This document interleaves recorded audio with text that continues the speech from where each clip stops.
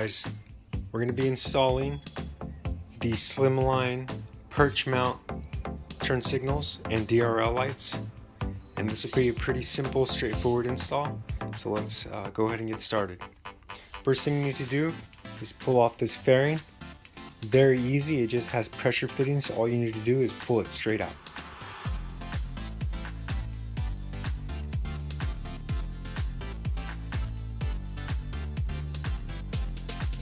You're going to want to remove this torque screw here, this one here, and this push pin there, and you'll need a flathead screwdriver to pry that out. Once you have the headlight off, you're going to want to disconnect the main headlight connector in the back, which is that vertical one in the back right there.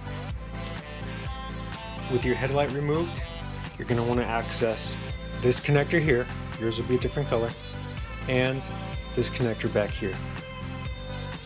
Note that the right side connector will be like this, and the left side connector will be the opposite. For some reason, Harley decided to run opposite connectors on left and right.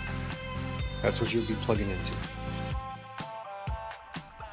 To install the Perch mount turn signals, all you have to do is loosen this nut, which in your case, unless you have flipped the mirrors like this, will be on the bottom side.